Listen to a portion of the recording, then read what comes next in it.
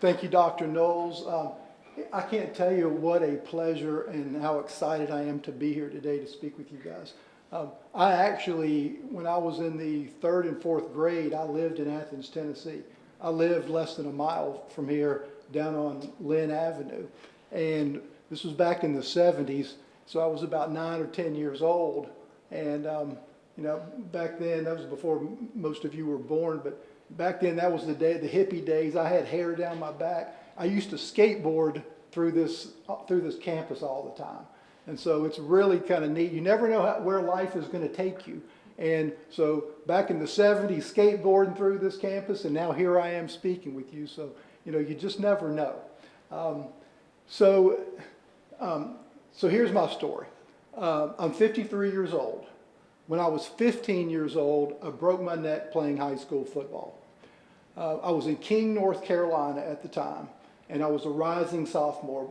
My high school then was sophomore, junior, senior, so I had just finished my junior high year.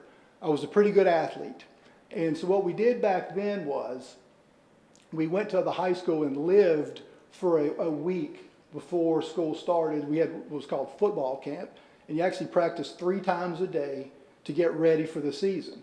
And so football camp went great. Only 2 of us made the varsity, and 2 sophomores made the varsity, and I was fortunate enough to be one of them. Well, on Friday night, we have the big inter-squad scrimmage. So it's under the lights. Here I've never played in front of a crowd that big on this pristine football field, and I'll tell you, I was a little jacked up, really excited about it. So I was the starting free safety. And back then, the good players played both ways, not like it is now where you have an offense and defense. So the first string defense, most of us also played on offense. Well, okay, so I was free safety.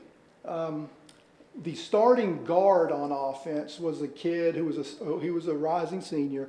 He was about 6'4", weighed about 285 pounds. But just for fun, he was going to split out and play tight end on this makeshift offense we were going to practice against. Like I said, I was the free safety.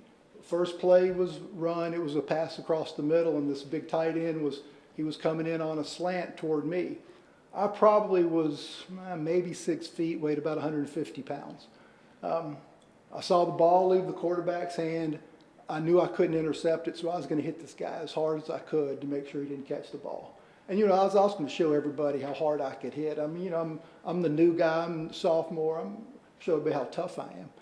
Well, the ball got there, and I was successful. I hit this guy so hard, knocked the ball. Ball went out. Unfortunately, he got up, and I did not.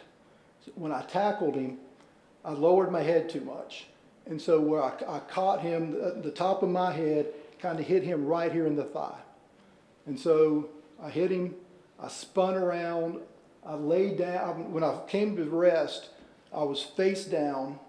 My helmet was kind of facing this way, and my arms were straight out.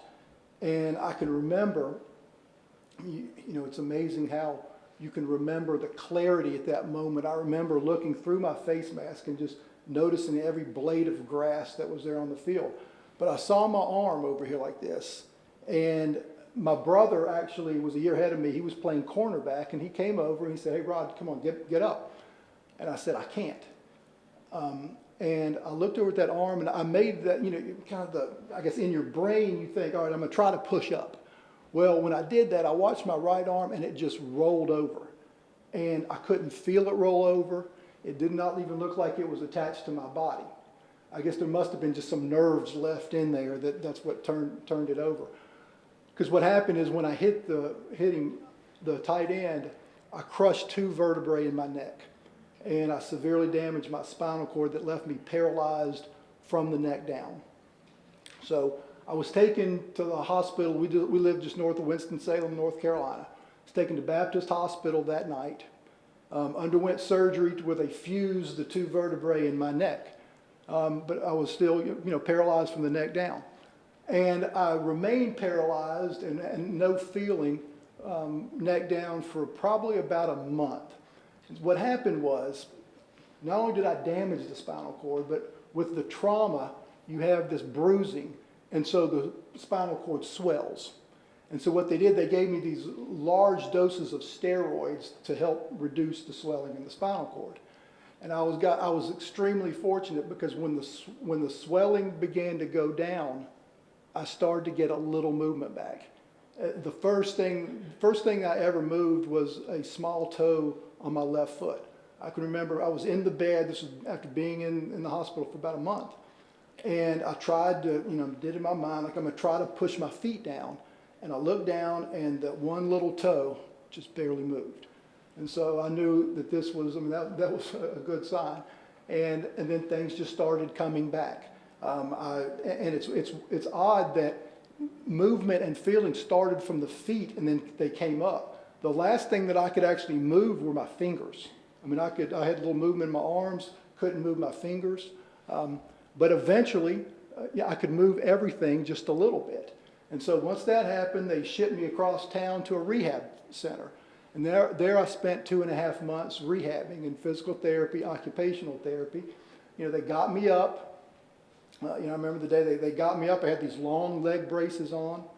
I was standing, was in between two parallel bars. This is the first time I was ever going to try to walk again.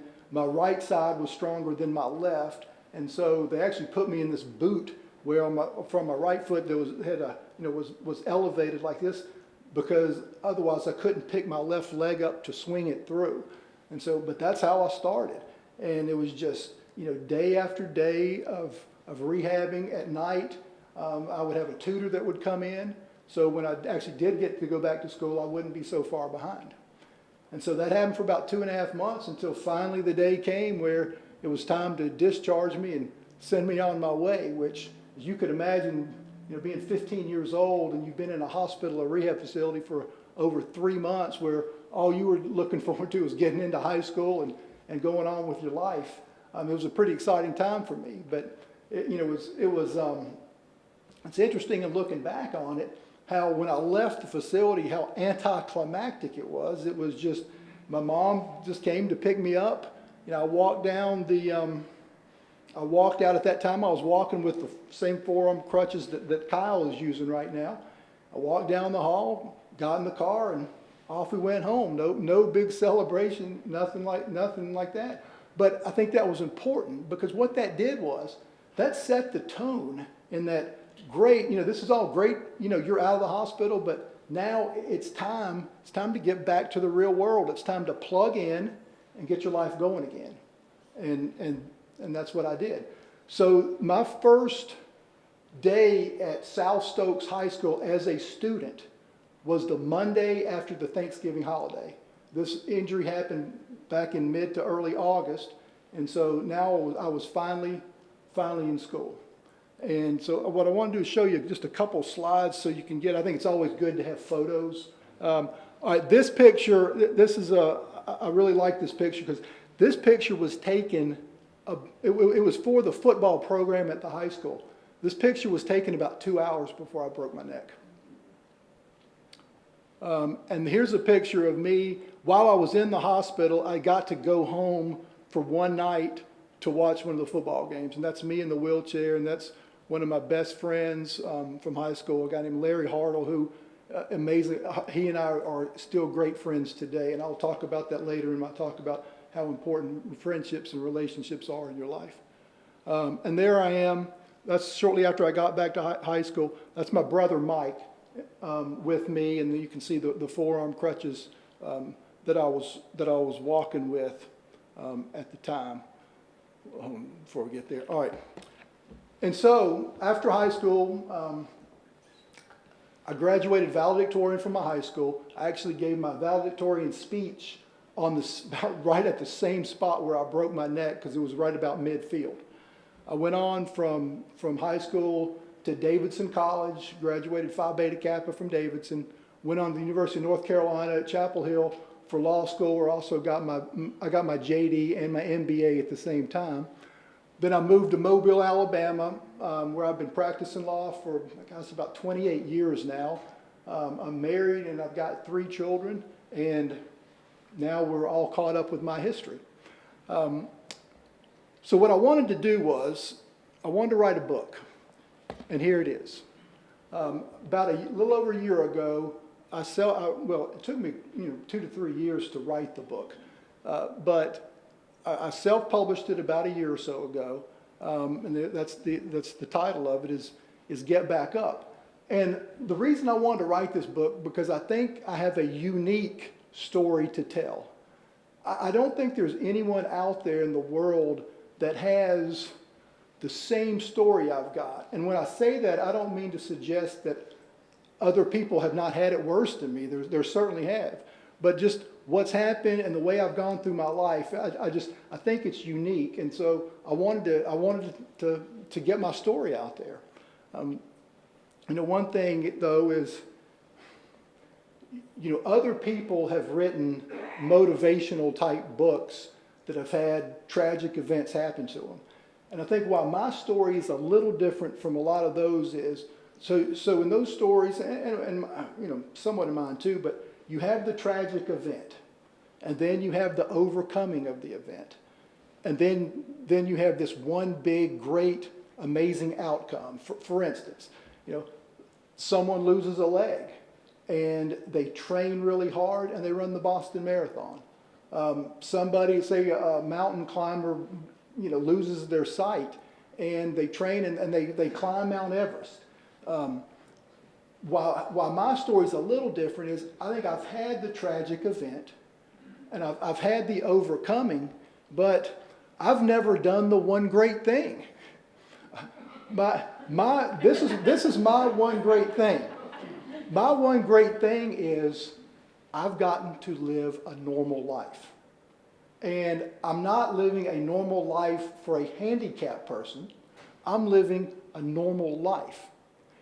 I get to do the things that everybody gets to do, although it may take me a little longer to get there, but I've done everything that I've wanted to do. And along the way, I think my normal life has become amazing. And the reason I say it's amazing is because I say it's amazing, meaning we all live amazing lives. As long as you think your life is amazing, and it probably is, and it's all about your attitude, then we all live an amazing life.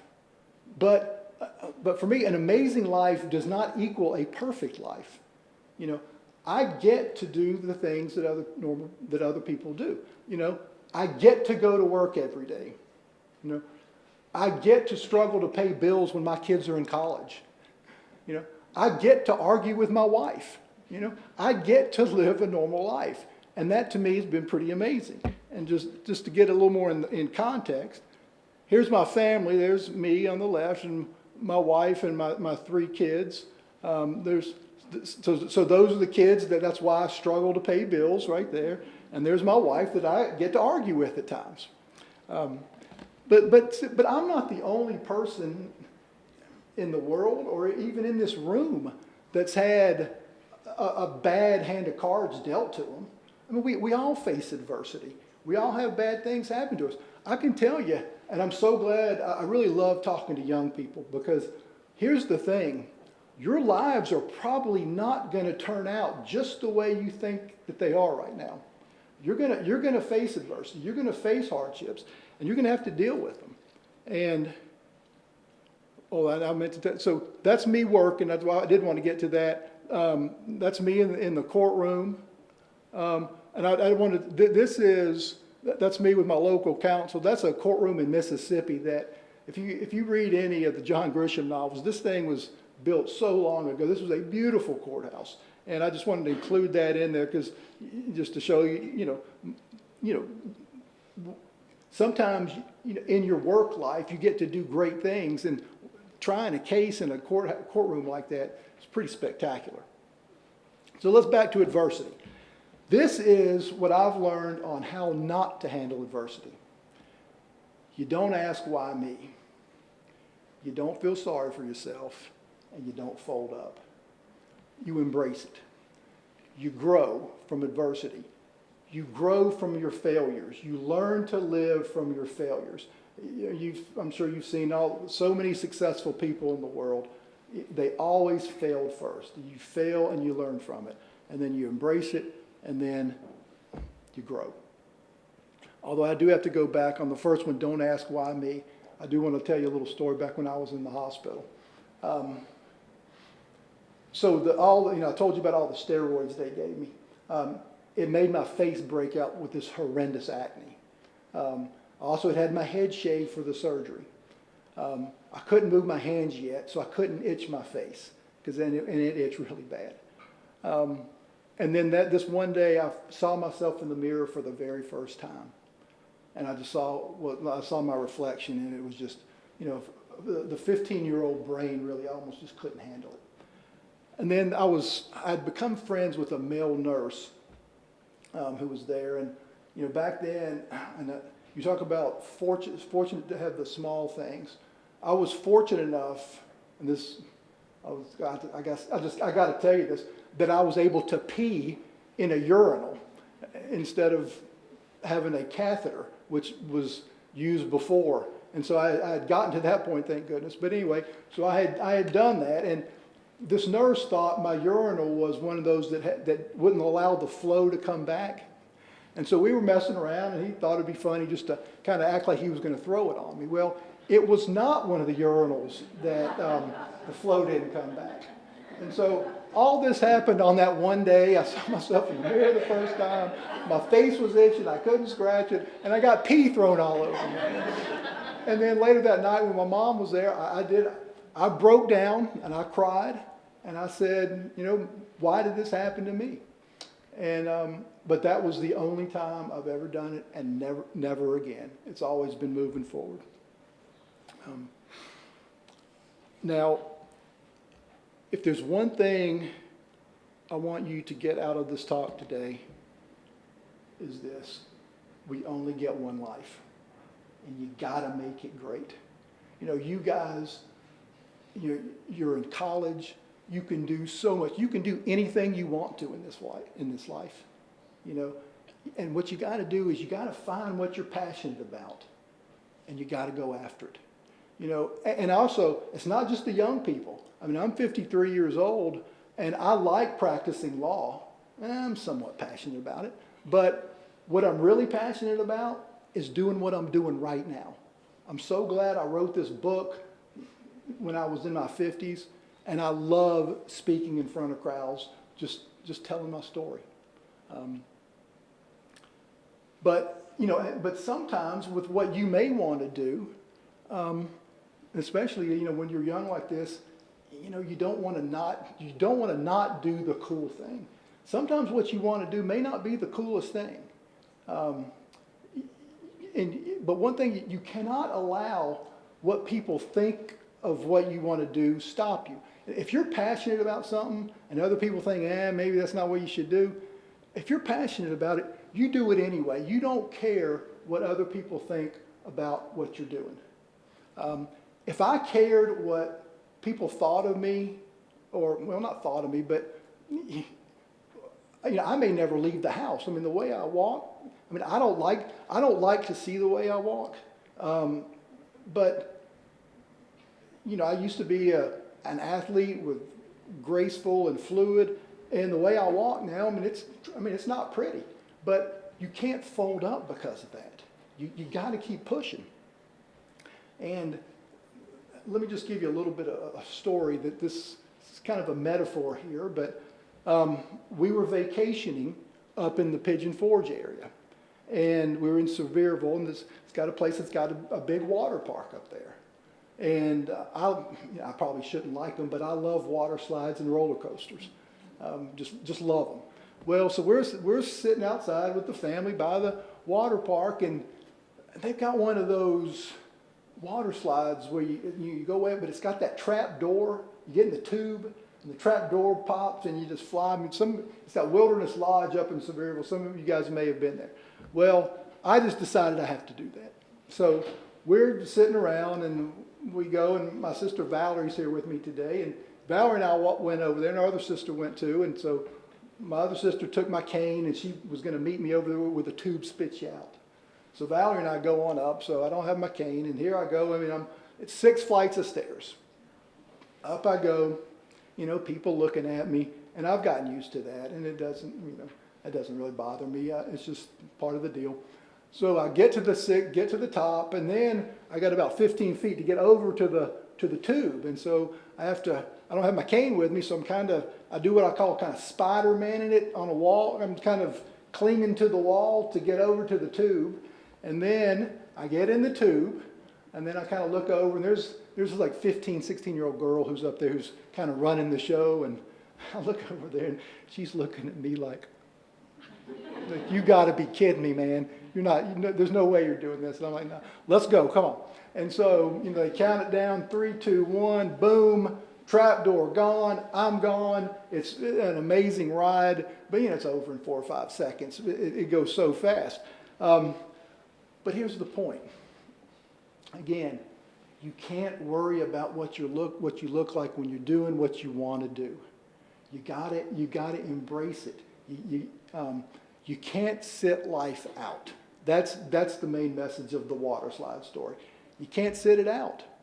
If you sit it out, put it this way: life is a participation sport. You got to be involved in it.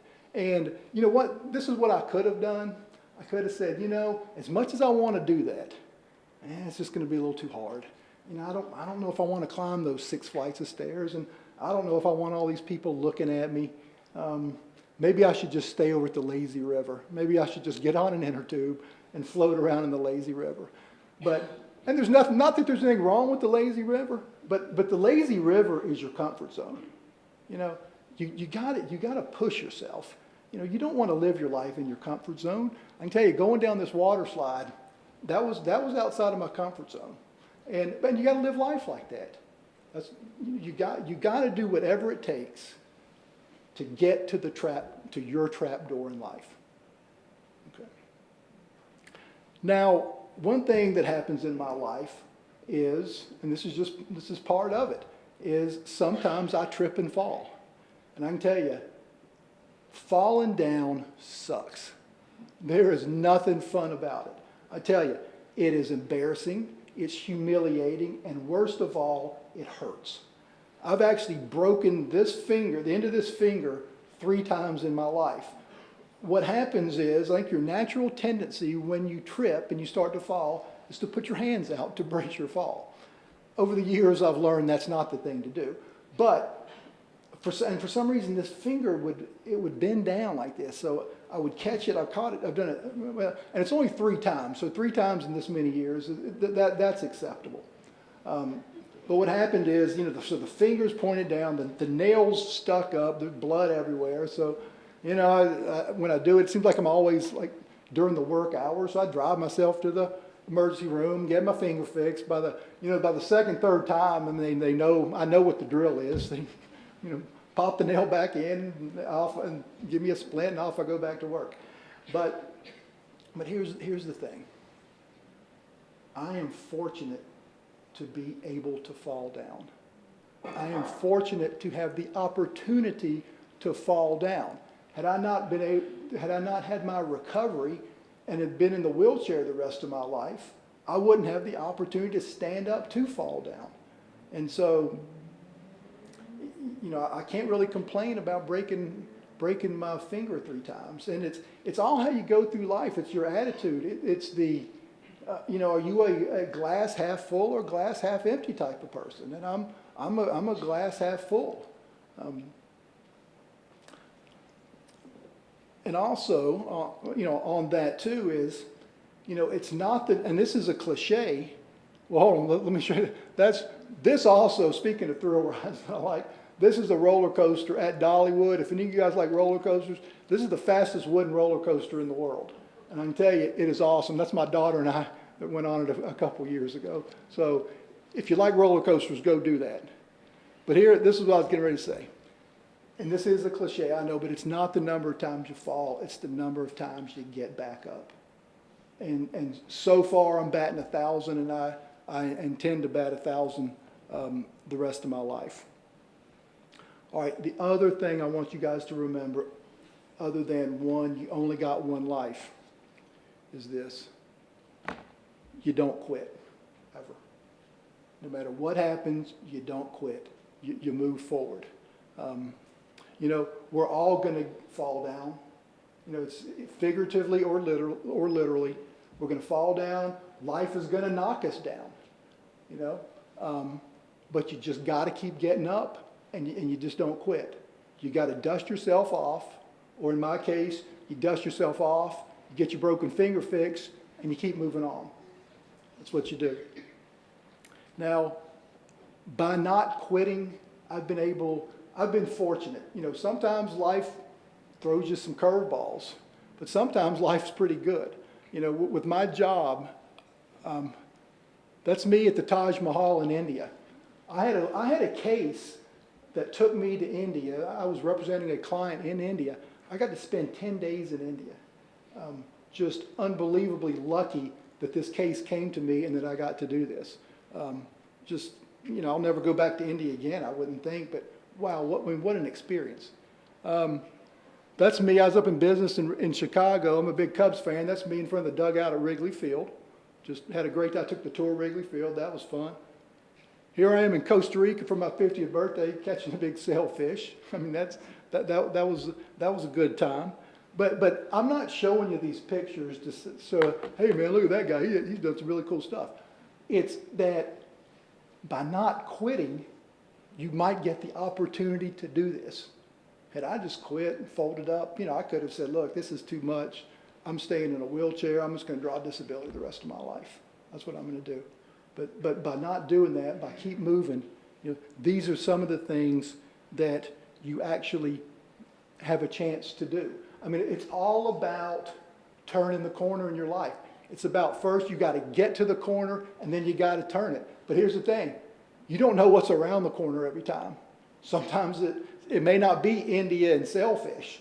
It might be some things that aren't so good. But you're never going to know until you get there.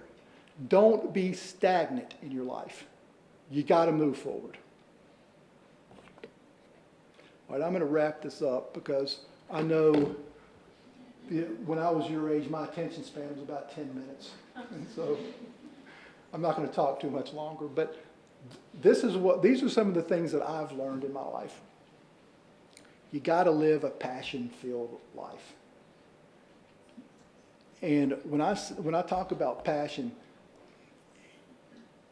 I think what's important is, to me, or at least to me, it's the small things in life. Small passions, the small things that drive your happy. What causes you to be happy are the small things. It can be just hanging out with your friends at night. It can be having a good meal. It could be going to a movie. It can be making a great sandwich. It could be something as far as, and I know in college you guys it could be just something like having a great nap. I love a great nap on Sunday. But be passionate about it. I mean, it's those small things. I can tell you something right now. My wife got me some of the buck naked underwear from Duluth Trading Company for Christmas. I can't tell you how passionate I am about it. It feels so good. But let those things drive your passion, drive your happiness. Because there's going to be big things in your life that happen that aren't maybe not be so good, that you don't have control over. And when that happens, if it's the small things that drive your passion, that drive your happiness, then you're going to be somewhat insulated when the bad things happen. Number 2, work hard.